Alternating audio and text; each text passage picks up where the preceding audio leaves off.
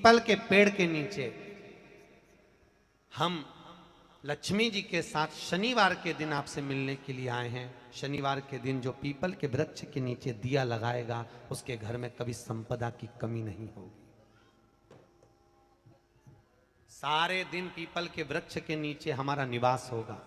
आज भी नियम है, जिसको शनि लग जाता है एक काजल की डिब्बी ले लो और काजल की डिब्बी को 21 बार उतार कर उसको एकांत में जाकर जंगल आदि में एकांत में किसी पेड़ के नीचे इतना सा खड्डा खोद कर उसमें काजल की डिब्बी को डाल दो और मिट्टी से पूर दो, उस व्यक्ति का शनि समाप्त हो जाता है। काशी विश्वनाथ का नाम लेकर काजल की डिब्बी को 21 बार उतार कर अगर काशी विश्वनाथ का नाम लेकर शनि वाले व्यक्ति को अगर पेड़ के नीचे दबा दे, शनि समाप्त। शनि उसको शनिवार के दिन जो पीपल के वृक्ष में सरसों के तेल का दीप लगाता है उसको शनि कभी परेशान नहीं करता। एक बात हमेशा ध्यान रखिएगा, मान लो अगर कोई भारी रोग ऐसा शनि महाराज के कारण हो गया हो, अच्छे काम करते करते उल्टे हो रहे हैं, होते हैं किसी किसी के साथ में, विपरीत परिस्थितियां आ जाती है, अच्छा करने जाओ बुरा हो जाता है, अच्छा कर्म करने जाओ बुरा हो जाता है।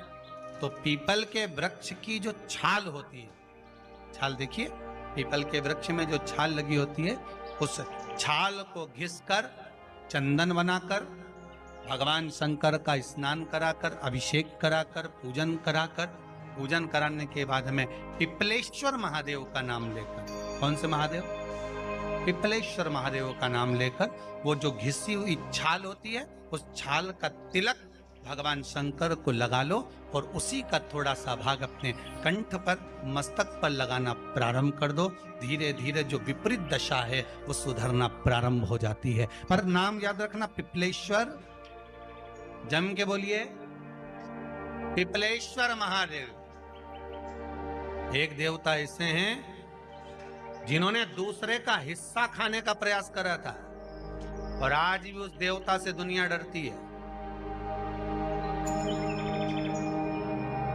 और उन्होंने दूसरे का हिस्सा खाने का प्रयास करा था तो शंकर भगवान ने उसको भी नहीं छोड़ा। कौन से देवता? वो बाल्टी में हर शनिवार को आते हैं आपके यहाँ। कौन से? शनि देव। उनने क्या करा था? भगवान सूर्य नारायण ने अपने सारे पुत्रों को देखा, सारे पुत्रों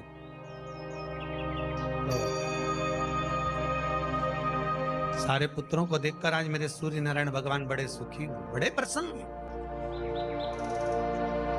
मेरा पुत्र शनि भी श्रेष्ठ है, मेरा पुत्र यम भी श्रेष्ठ है, सब ठीक है। आज भगवान सूर्य देवता ने अपने पुत्रों को बुलाकर कहा, आज मेरा मन कर रहा है कि मैं सारे लोगों का राज्य अपने पुत्रों को बांट दूं, सबको अपना अपना हिस्सा दे दूं। शनि महाराज जी को भी हिस्सा दे दिया गया। अब जब शनि महाराज जी को हिस्सा दे दिया तो शनि महाराज जी संतुष्ट नहीं हुए। दुनिया में ऐसे लोग बहुत सारे हैं जो संतुष्ट बहुत कम हो पाते हैं। शनि देव के मन में संतुष्टि नहीं हुई। जब शनि देव के मन में संतुष्टि नहीं हुई तो शनि महाराज उसी समय पर अपने सारे भाइयों का हिस्सा बटोरने लगे, उस पर कब्जा करने लगे। कब्जा करने लगे तो सूर्य देवता की आंख में जल भर गया। कितना तेजवान सूर्य नारायण, कितने तेजवान, कितना तेज भगवान सूर्य के पास में था। पर शनि महाराज को देखकर आज रो रहे हैं। शनि महाराज को, शनि महाराज ने अपने भाइयों के इस हिस्से पर क्या कर लिया? सूर्यनारायण भगवान की आंखों में जल भर गया कि मेरा पुत्र ऐसा कर रहा है। शनि को बुलाया सूर्यनारायण भगवान ने, समझाया और नहीं माना। किसी किसी की नियत होती है कि इसको इतना कैसे दे दिया, अम्मा ने इसको इतना कैसे दे दिया, पिताजी ने इसको इतना कैसे दे दिया, मैं तो कब्जा करूंगा, दुकान नहीं छोड़ूं, घर नहीं छोड़ूं, ये नहीं छोड़ूं, वो नहीं छोड़ूं। मत छोड़, एक दिन संसार छोड़कर जाना पड़ेगा। तब कहीं जमीन जायदाद छाती पे बांध के ले जाएगा। नहीं माने तो सूर्य देवता ने अपने गणों को भेज दिया, जाओ जरा शनि महाराज को जरा हटाओ वहां से। शनि महाराज को गुस्सा आया और शनि महाराज ने उन सारे गणों को नष्ट कर दिया। सूर्य नारायण रो रहे हैं। भगवान शंकर की पंचायत में सूर्य देव भी हैं, मतलब शंकर भगवान के मित्रों की गणना में सूर्य आते हैं। भगवान विष्णु, सूर्य नारायण, शंकर भगवान, माँ दुर्गा, गणेश जी, ये पंचायत है ना शंकर की, शिव पंचायत। शिव परिवार में कार्तिकेय, गणेश जी, पार्वती जी, शंकर जी, नंदी, ये शिव परिवार। पंचायत में सूर्य देवता। सूर्य नारायण को रोता हुआ देखकर भगवान शंकर को बड़ा दुख हुआ। शिव जी ने पूछ लिया, क्या बात है, आप रो रहे हो? नारायण क्या हो गया? मेरा बेटा मानने को तैयार नहीं है। आप चिंता मत करो, अभी देखता हूं मैं जाकर। और भगवान शंकर ने जाकर तुरंत सूर्य नारायण भगवान के कहने पर शनि देव को जाकर समझाया। इतने में तो शनि देव आग बबूला हो गए। आग बबूला होकर शनि देव ने कहा, ए शिव, आप मुझे जानते नहीं हो? शंकर भगवान ने कहा, क्या जानना है ये बताओ, क्या जानना है ये बताओ। शनि देव कहते हैं, आप मेरी दृष्टि को नहीं जानते। शंकर भगवान ने कहा, तू भी नहीं जानता कि तेरी दृष्टि खराब कैसे हुई। तेरी दृष्टि को श्राप किसका लगा है तुझे नहीं मालूम क्या? शंकर भगवान ने जब समझाना चालू करा कि देख शनि देव, तुम तो कह रहे हो, तुम तो बोल रहे हो कि मेरी दृष्टि नहीं जानते। हम जानते हैं आपकी दृष्टि, मना नहीं है, जाना, पर आप नहीं जानते क्या? शिव जी जानते हैं। शिव जी ने कहा, मैं सब जानता हूं। आपका विवाह करा सूर्य देवता ने, आपकी पत्नी घर में आ गई, आप अपनी पत्नी को देखते तक नहीं थे, इसलिए आपकी धर्म पत्नी ने आपको श्राप दिया कि जिस पति ने मुझ पर दृष्टि नहीं डाली, मेरे वो पति की दृष्टि कुदृष्टि हो जाए, जिस पे डालेगा वो बर्बाद हो जाए। शनि महाराज ने कहा, आप मेरी पत्नी की याद मत दिलाओ। शंकर भगवान बोले, ए शनि, फिर समझा रहा हूं, हिस्सा छोड़ेगा कि नहीं छोड़ेगा? शनि बोले, नहीं छोड़ूंगा। शंकर भगवान ने उठाया, पीपल के पेड़ के नीचे ले गए और पीपल के पेड़ के नीचे शनि महाराज को उल्टा लटका दिया। 19 साल तक शनि महाराज को पीपल के पेड़ के नीचे शंकर जी ने लटका के रखा। अब बोल, 19 वर्ष तक शनि महाराज पीपल के वृक्ष में, पीपल की जड़ पर बंधे रहे, बोले ही नहीं, सीधे टंगे रहे। अब दूसरे का हिस्सा खाने वाले को जब शनि महाराज जैसे के लटका दिया भोलानाथ ने, तो तुम कहीं लगो रे लाइन में? मेरा विचार तो करो। 19 वर्ष तक शनि महाराज लटके रहे, तब 19 वर्ष नेत्र बंद कर कर शनि महाराज ने शंकर की आराधना करी कि दुनिया में कोई ऐसा नहीं जो मुझे उल्टा लटका दे, केवल एक यही है जिनने मुझे लटकाया है। तो 19 वर्ष तक तप करा तो शंकर जी प्रसन्न हो गए। धरनी को हटाकर पार्वती को लाए, साथ में आशीर्वाद दिया, शनि महाराज को खोला। वर मांगो, तुम्हें क्या चाहिए, मांगो तुम्हें क्या चाहिए। शनि महाराज ने कहा, मांगूंगा कुछ नहीं, आप वर दे दीजिए। शंकर जी ने कहा, मैं तुम्हें दंड अधिकारी बनाता हूं कि आप अच्छे और बुरे का दंड दोगे, आप अधिकारी बनकर बैठोगे, मेरा आशीर्वाद तुम्हारे साथ में। दंड अधिकारी। भगवान शंकर का एक अवतार है पिपलाद अवतार। पिपलाद अवतार, जब दधीचि ऋषि की अस्थियां चली गई, उनकी धर्मपत्नी सुवाच ने देखा मेरे पति को मार दिया गया, मेरे पति की अस्थियां ले गए राक्षसों का संहार करने के लिए, उनकी अस्थियां लेकर चले गए, मेरा पति चले गया। सुवाच गर्व से थी, मरना चाहती थी, प्राण छोड़ना चाहती। शिव जी ने देखा ये तो अग्नि के ऊपर चढ़कर अपनी देह त्याग रही है। शंकर भगवान ने आकर कहा, रुक जा सुभाष, रुको, तुम्हारे गर्भ में बच्चा है, तुम्हारे गर्भ में बच्चा है, वो बच्चा मर जाएगा। अब इस बच्चे को जन्म देकर भी क्या करूं? नहीं पिता, तुम्हारे गर्भ में जो बच्चा है वो महाज्ञानी है। तुमने मुझसे प्रसाद के रूप में मांगा था, कहा था शिव जैसा पुत्र होना चाहिए, तो क्या तुम शंकर को नष्ट कर दोगे? मैं शंकर को जन्म दूंगी। सुभाष ने 2 पत्थर उठाए, अपने गर्भ पर मारना प्रारंभ करा। गर्भ पर मारा, बच्चे ने जन्म लिया। बच्चा 7 महीने का था। उस बच्चे को उठाकर पीपल के कोटर में रख दिया।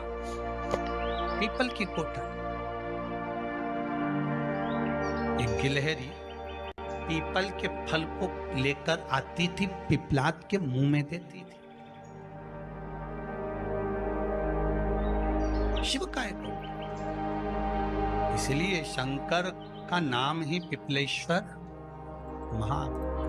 शिव का एक अवतार पिपलाद के रूप में हुआ है। तुम क्यों चिंता करती हो? तुम चिंता मत करो, तुम्हारा पुत्र जन्म दो तुम। और दिया धन सुभाष ने, उसके बाद प्राणों को त्यागा। और उस पीपल के कोटर में अगर भरण पोषण करने वाला कोई था तो वह देवाधिदेव महादेव था। फिर निवेदन करेंगे, माता के गर्भ में बच्चा रहता है, उसका भरण पोषण करने वाला मेरा देवाधिदेव महादेव है।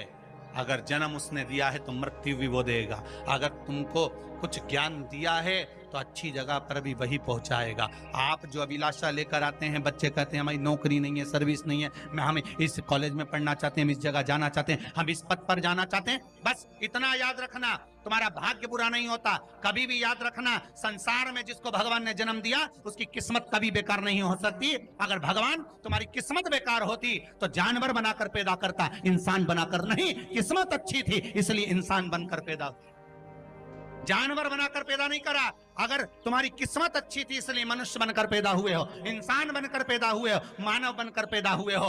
भगवान को दोष मत देना कि भगवान ने किस्मत बेकार दी है। भगवान ने किस्मत अच्छी बनाई है इसलिए तुझे मृत्यु लोक में जन्म दिया। भगवान ने भाग्य अच्छा बनाया इसलिए तुझे शिव महापुराण की कथा सुनने का मौका दिया।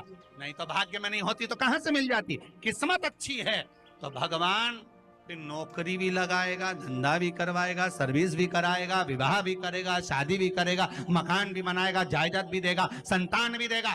उसने दिया है पेट तो भरेगा वही। हम काय को अपने माथे पर ले?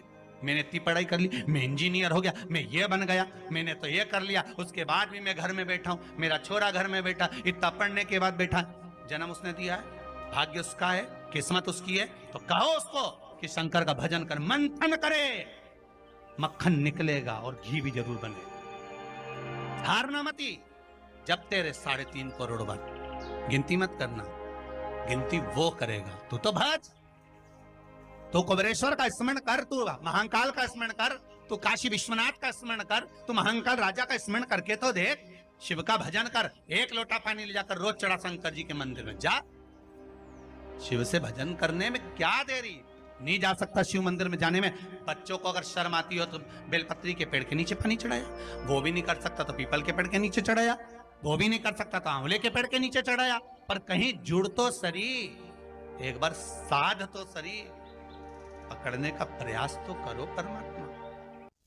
शनिवार का दिन है जिस दिन अपन इस दरिद्रता से मिलने के लिए पीपल के पेड़ के नीचे आए हैं। हिंदू धर्म में ये दिन पीपल के वृक्ष के लिए पूजनीय होगा। जो भी शनिवार के दिन पीपल के वृक्ष की पूजन करेगा, दूध चढ़ाएगा या मिष्ठान का भोग लगाएगा, लक्ष्मी और नारायण उसके घर में प्रवेश कर जाएगा। लक्ष्मी और नारायण उसके घर में प्रवेश करेगा, इसलिए नियम बनाया। कौन से दिन का? शनिवार। लक्ष्मी जी बोली, नारायण आपने तो एक दिन का वार लिख दिया। शंकर जी ने 7 वार बनाए हैं, रविवार, सोमवार, मंगल, बुध, गुरु, शुक्र और शनि। ये शिव जी ने बनाया। अब एक दिन आपने अपना बना लिया, बाकी के दिन अगर कोई इस पीपल के वृक्ष के नीचे आएगा और यहां तो दरिद्रता बैठी है तो उसका क्या होगा? भगवान नारायण बोले, सुन दरिद्रता, तेरे से एक विनती है, अगर कोई भी मनुष्य इस पीपल के पेड़ के नीचे अगर 7 दिन में आता है और उसके हाथ में अगर कोई सामग्री होती है तो तू उसके घर में प्रवेश नहीं करेगी। नियम है पीपल के वृक्ष का, या तो पानी का लोटा लेकर जाओ, कुंकू का चोपड़ा लेकर जाओ, शक्कर लेकर जाओ, या पेड़ के नीचे चींटी को डालने के लिए आटा ले जाओ, पर खाली हाथ पीपल के वृक्ष के नीचे कभी मत जाओ, कभी नहीं जाओ। खाली हाथ जाओगे तो दरिद्रता तुम्हारे घर में प्रवेश करेगी। दरिद्रता उठकर खड़ी होकर बोली, नारायण तुमने अपनी मनमानी करी है, एक दिन मुझे भी मेरा चाहिए। भगवान ने कहा बोल कौन सा दिन चाहिए।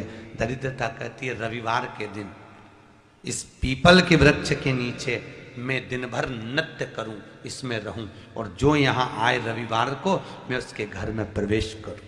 भगवान ने कहा ठीक है।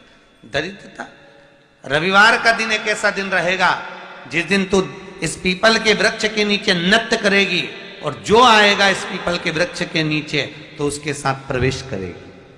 मैंने तुझे वर दिया। इसलिए हमारे यहाँ केवल पीपल का वृक्ष अगर दीवार में भी लग जाता है ना, किसी की फैक्ट्री की दीवार में, किसी के घर की दीवार में पीपल का वृक्ष अगर लग जाता है, पीपल का पौधा लग जाता है, उसको कितना भी तोड़ लो वो वापिस लग जाएगा। फिर तोड़ोगे फिर लग जाएगा। अगर पीपल के पौधे को तोड़ना है तो केवल रविवार का दिन एक नींबू, एक मिर्ची और बमूल का कांटा, ये 3 चीजें रखने के बाद में आधे घंटे बाद रविवार के दिन पीपल के पेड़ को उखाड़ कर फेंक दो। दूसरी बार कभी पीपल दीवार में लगता ही नहीं, कभी नहीं लग सकता। केवल एक रविवार का, केवल एक संडे, इतवार का।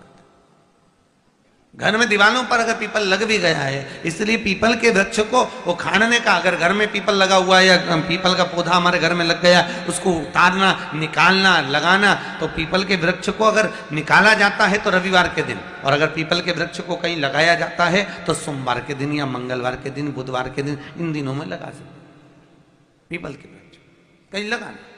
शनिवार का दिन एक ऐसा दिन होता है जिस दिन पीपल के वृक्ष को कहीं जाकर लगाया नहीं जाता, क्योंकि शनिवार के दिन पीपल के वृक्ष के नीचे लक्ष्मी रहती है। हम अपने हाथों से अगर पीपल का वृक्ष किसी दूसरी जगह पर शनिवार को रोपित करते हैं तो हमारे घर की लक्ष्मी अपने घर से छिन्न होकर चली जाती है। इसलिए शनिवार के दिन पीपल लगाया नहीं जाता, किसी के घर जाकर उसको वापस पलटा नहीं जाता। लग गया उसको डाल। प्रभु मेरी धर्म पत्नी को कहाँ रखूं आप बताओ। वो तो जहां यज्ञ होता है, अनुष्ठान होता है, दान होता है, पुण्य होता है, सत्कर्म होता है, वहां जाने को तैयार नहीं। अब करूं क्या। भगवान ने बोला एक काम करो। दुर्वासा जी बोले जिसके यहां रात्रि में बर्तन झूठे पड़े रहते हो उसके घर में इस दरिद्रता को लेकर तुम प्रवेश कर जाना। जिसके यहां रात्रि में बर्तन झूठे पड़े हो वहां लेकर प्रवेश कर जाओ। दूसरी जगह दुर्वासा जी बोले जो स्त्री घर में दोपहर के समय पर सो रही हो उसके घर में इसको लेकर प्रवेश कर जाइए। जो स्त्री दोपहर के समय में घर पर सो रही हो इस दरिद्रता को लेकर प्रवेश कर जाइए। तीसरा, जिसके यहां पर दरवाजे पर कांटे वाले पौधे लगे हों उस घर में इस दरिद्रता को लेकर प्रवेश कर जाइए। दरिद्रता कितनी सुंदर बात कही है। दाता और विधाता कौन कौन? दाता और विधाता।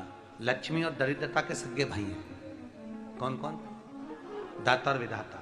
दाता को फिटकरी प्रिय है, विधाता को नमक प्रिय है। ये दोनों हमेशा लक्ष्मी को और दरिद्रता को दोनों को समझाते थे, दोनों में प्रेम बढ़ाते थे। आज भी हिंदू धर्म की रीति है। यहां तो ठीक है, जिसके यहां पर भी अगर थोड़ी सी भी परेशानी होती है, थोड़ा सा क्लेश होता है, अशांति होती है, लक्ष्मी नहीं टिक रही हो, काम नहीं बन रहे हो, बहुत प्रयास करा जा रहा हो और हमारा कार्य नहीं होता, तो क्या करते हैं? फिटकरी और नमक को पानी में डाल देते हैं और घर में पोछा लगा देते हैं। आप लोगों ने आजकल फेसबुक पे भी पढ़ा होगा, व्हाट्सएप पे भी पढ़ा होगा। तो क्यों लिखा उसमें? उसका कारण ही केवल रहता है कि दाता और विधाता की प्रियता उसमें। माता ख्याति के जो 4 बच्चे हुए इसमें जो 2 लड़के हैं दाता और विधाता, उसकी प्रियता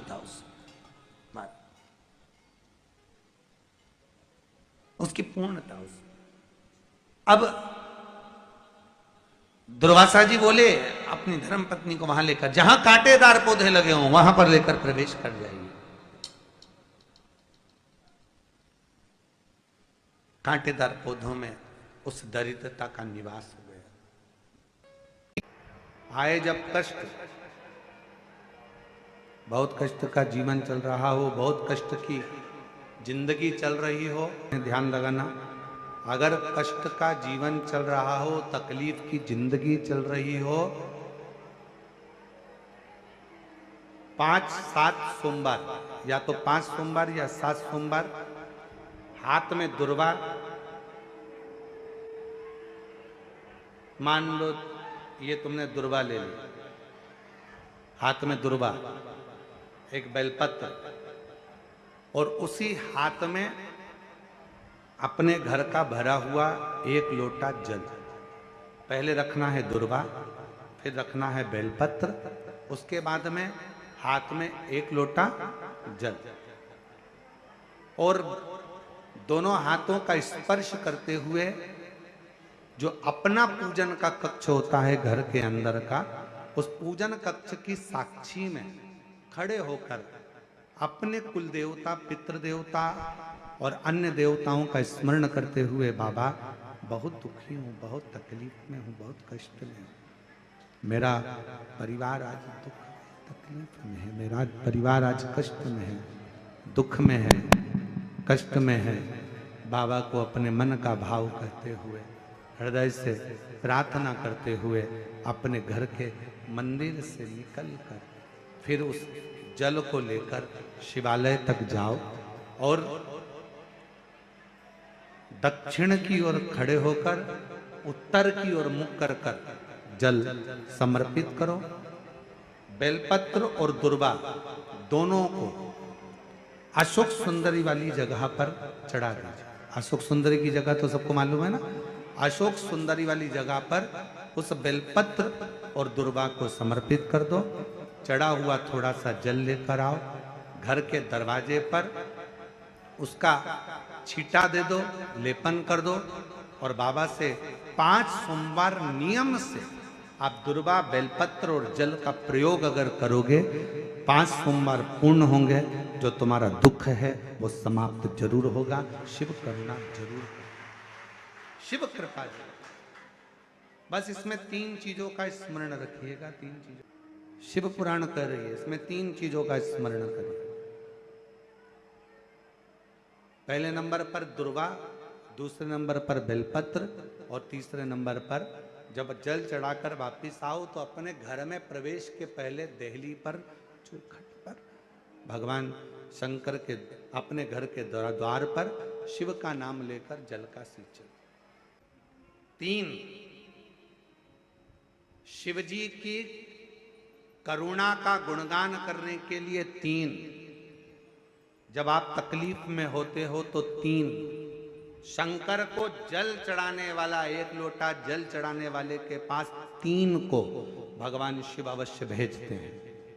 दुख को समाप्त करने से पहले 3 को मेरा शंकर आपके दरवाजे पर जरूर भेजता है। पहले नंबर पर मां आद्य शक्ति दुर्गा को आपकी पड़ोसन के रूप में, आपके रिश्तेदार के रूप में, आपके कुटुंबी के रूप में, आपके संबंधियों के रूप में, किसी ना किसी के रूप में आपके पास भेजकर बोलेंगे, क्यों घबराती हो, क्यों चिंता करती हो, क्यों टेंशन लेती हो।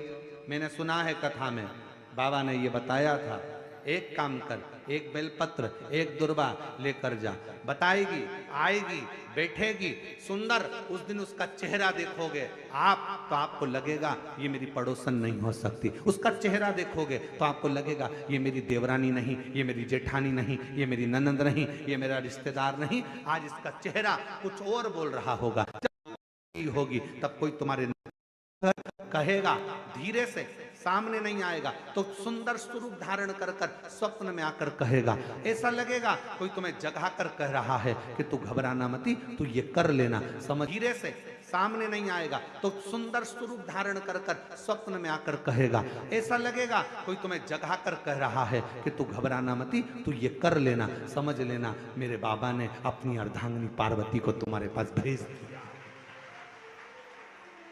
मेरे शिव ने। अपनी पत्नी को तुम्हारे पास भेज दिया, अपनी अर्धांगिनी को भेज दिया।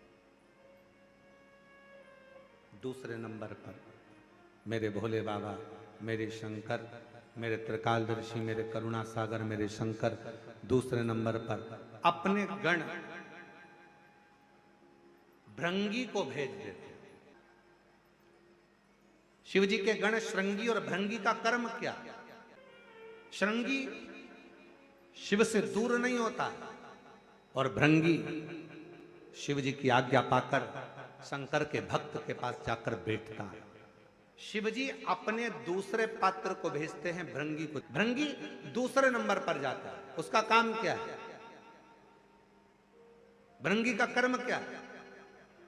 तो कहा भृंगी कभी भी सामने अपने प्रतिबिंब से नहीं आता, किसी का स्वरूप धर कर नहीं आता।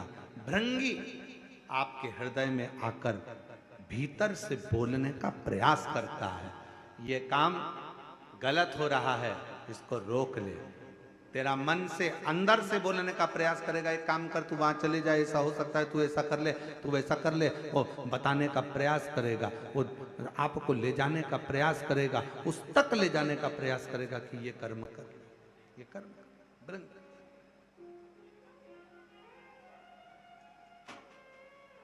दूसरे नंबर पर भृंगी आपके मन की वाणी को शिव तक पहुंचाने का प्रयास करेगा। और तीसरे नंबर पर भगवान शंकर अपने भक्त का दुख हरने से पहले तीसरे नंबर पर भेज देते हैं अपने नंदीश्वर को, अपने नंदी गण को। मेरे शिव भेजते हैं। नंदी का काम क्या है? जैसे ही नंदी आता है, कोई व्यक्ति के रूप में, किसी रूप में, किसी फोन के रूप में, किसी कॉल के रूप में, किसी पत्र के रूप में, किसी मैसेज के रूप में, जब नंदी तुम्हारे घर में प्रवेश करता है तब वो तुम्हारे रास्ते को क्लीन कर देता है, रास्ते को साफ कर देता है, उसको मार्ग को प्रशस्त कर देता है। आप दिल से उससे कहो, जहां तार ना जुड़े। कोई कई जगह कहे ना, अभी हमने कहा कि हमारे बच्चे कहे यहाँ पर सिग्नल मिल रहा है, कोई कहे वहां सिग्नल मिल रहा है। अगर सारी दुनिया से हार गए तो फिर एक जगह पर जाकर सिग्नल मिलाना। एक बार शिव महापुराण की कथा में पहुंचकर बाबा देवाधिदेव महादेव से अपने मन की बात कहकर कभी योग बन जाए तो उस कथा में आसन बिछाकर जमीन पर अपना आसन डालकर ये नहीं सोचना कि मैं वीआईपी कितनी हूं, मुझे कहां बैठना चाहिए, कहां रहना चाहिए। एक बार उस पवित्र प्रांगण में जहां बाबा की कथा हो रही हो, जहां बाबा कुबेर भंडारी का आनंदमय कथा कर तत्व ग्रहण करने को मिल जाए, वहीं पर रात्रि विश्राम कर कर बाबा से अपने दिल की बात कहकर अपने मन की बात जरूर कहना। ये निश्चित है मेरे बाबा से तुम्हारा सिग्नल जरूर मिलेगा और शिव आपकी बात को स्वीकार जरूर, शिव सुनेगा। भगवान देवाधिदेव महादेव को जल चढ़ाते हैं, उसके 5 अलग अलग तरीके हैं। बहुत सावधानी से सुनना कथा, आपकी और हमारी जिंदगी की सार्थकता को सिद्ध करने वाली कथा। आज पंजाब की इस पवित्र भूमि पर अगर यह प्रसंग निकला है तो इसको आप अगर सुनेंगे तो आपका जीवन सार्थक होगा। शिव जी को 5 तरह से जल चढ़ाने का तरीका है। जैसे पंचामृत होता है, दूध, दही, शहद, घी, शक्कर, ये सब पंचामृत के अंतर्गत आते हैं। उसी तरह शंकर जी को 5 तरह से जल चढ़ाने का क्रम वर्णित किया गया। अब उसको समझेंगे, बहुत सावधानी से समझिएगा। पहला, जल लेकर आए, सीधे डायरेक्ट शंकर भगवान के शिवलिंग पर चढ़ा दिया। ये प्रथम जल का चढ़ाने का तरीका। दूसरा, जहां से पानी बहकर जाता है, जहां से जल बहकर जा रहा है, उसके ठीक विपरीत जल उत्तर में जा रहा है, आप दक्षिण में खड़े होंगे और दक्षिण में खड़े होकर उत्तर की ओर मुख करेंगे और शिव जी को जल समर्पित करेंगे। ये रोग मुक्ति करने वाला है और हमारे रोग पर हमें विजय प्रदान करने वाला है। ये जल चढ़ाने का तरीका। एक, सीधे मंदिर में गए, लोटा भरकर जल उठाया, शिव जी को चढ़ा दिया। दूसरा जल जहां से पानी बहता है, शिव जी का चढ़ा हुआ जल जहां से बहकर जाता है, उसके ठीक विपरीत में शिव जी का जल इधर जा रहा है तो तुम यहां खड़े हो, तुम यहां बैठो, यहां मत बैठना, यहां मत बैठना, इधर बैठो। अगर रोग का निवारण है तो यहां बैठकर। तीसरा, अशोक सुंदरी से जल चढ़ाते चढ़ाते शिवलिंग तक लेकर जाना और शंकर भगवान के शिवलिंग पर पूर्ण जल समर्पित करना। ये तीसरा तरीका, ये कार्य की सिद्धता के लिए। हम जब किसी से आस ना लगाकर परमात्मा से विनती करते हैं तो वो विनती करने का तरीका तीसरा। चौथा, शिव जी पे चढ़ा हुआ जल 5 जगह पर समर्पित करना। गणेश जी, कार्तिकेय, अशोक सुंदरी, शिवलिंग और जलाधारी, ये चौथा क्रम है। जब जिस नारी का, जैसे मेरा नाम मोनिका है, मेरे पति का नाम संजय सिंह है, मैं दिल्ली स्वरूप नगर की निवासी हूं, मेरा फोन नंबर ये है। कहीं बैठी हैं? मैं बाबू को लाए हैं क्या? नहीं लाए? ठीक है, मैं प्रणाम करने के लिए लाई हूं। गुरुदेव, बाबा बाबा है, बैठी है बहन। शिव तत्व है। एक जल चढ़ाने का तरीका, शिव जी को हम जो जल चढ़ाते हैं उसका एक तरीका भी हमारी जिंदगी में अगर हमने उसको स्मरण में रख लिया तो हमारे कार्य की सिद्धता को सिद्ध कर देता, हमें सफलता की ओर लेकर चले जाता है। सीधे जल चढ़ाना, दक्षिण में बैठकर उत्तर की ओर मुख कर कर जल चढ़ाना, अशोक सुंदरी से लेकर शिवलिंग तक जल चढ़ाना, 5 स्थान पर गणेश, कार्तिकेय, अशोक सुंदरी, जलाधारी, शिवलिंग पर जल चढ़ाना 5 स्थान पर, ये चौथे नंबर का। और 5वां जल समर्पित करना,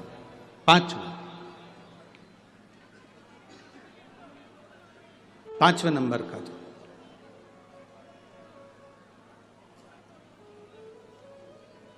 शिव जी को 5म नंबर का जो जल आता है, जो जलाधारी है, ऊपर जिसमें पानी भरा रहता है और नीचे एक एक बूंद टपकता रहता है, जलाधारी में जल समर्पित कर कर उसी जल को बचाकर अशोक सुंदरी वाली जगह पर थोड़ा सा चढ़ाकर उसी में से जल शिवलिंग पर जब हम समर्पित करते हैं तो हम जिस कार्य के लिए जा रहे हैं वो कार्य सफल